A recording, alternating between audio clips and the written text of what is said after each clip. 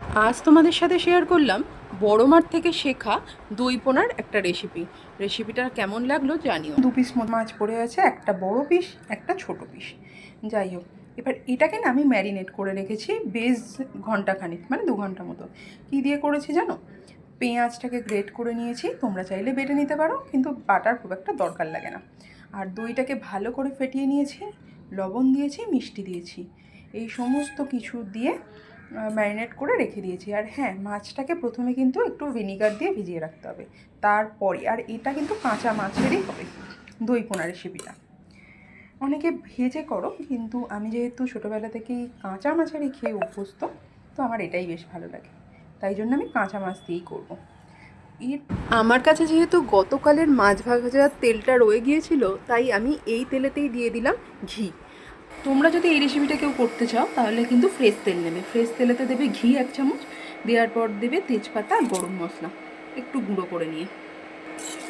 আমি কিন্তু এটা অল্প তেলেই করছি, তোমরা তোমাদের মতো বুঝে নেবে। মোটামুটি এই জিনিসগুলো, এই মশলাটা, গরম মশলা আর তেজপাতা একটু ভাজা ভাজা হয়ে যাওয়ার পর আমি কিন্তু এটাতেই মাছটা দিয়ে দেবো, ঠিক আছে? আর এটা কিন্তু সর্ষের তেল আর ঘি মিশিয়ে করবে, সাদা তেল কিন্তু এটাতে ভালো লাগবে না।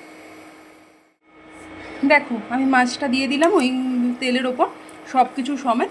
এবার একদম লো ফ্লেমে চাপা দিয়ে হতে থাকবে। দারুণ একটা গন্ধ বেরিয়েছে, ঘর পুরো মোমো করছে। এবার তো মাছগুলোকে উল্টে দিতে হবে। আর গ্রেভির কালারটা কিন্তু এরকমই হবে, কালারটা দুর্দান্ত এসছে। তোমরা যারা এখনও এইভাবে রেসিপিটা টেস্ট করোনি, অবশ্যই একবার টেস্ট করো। আর কয়েকটা জিনিস আমি এবার দিয়ে দেবো। যেটা দেবো সেটা হচ্ছে কয়েকটা কিশমিশ ছড়িয়ে দিলাম।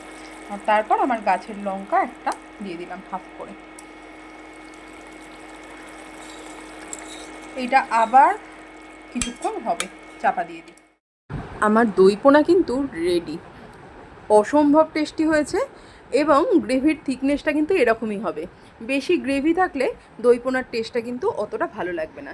যাই হোক, এবার তো নামিয়ে নিতে হবে। আমি ফ্লেম অফ করে দিয়েছি, এবার নামিয়ে নেব।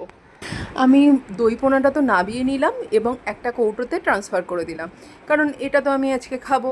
আর যাই হোক, অসম্ভব টেস্টি হয়েছে। রেসিপিটা কেমন লাগলো সেটা জানিও। বড় মা সত্যিই খুব ভালো রান্না করতো। সরাসরি বড় মার থেকে রান্না শেখার সুযোগ আমার হয়নি, কিন্তু ওই বড় মা থেকে মায়েরা শিখেছে এবং মায়ের থেকে আমার শেখা। রেসিপিটা ভালো লাগলে ফলো করে পাশে থেকো। টাটা।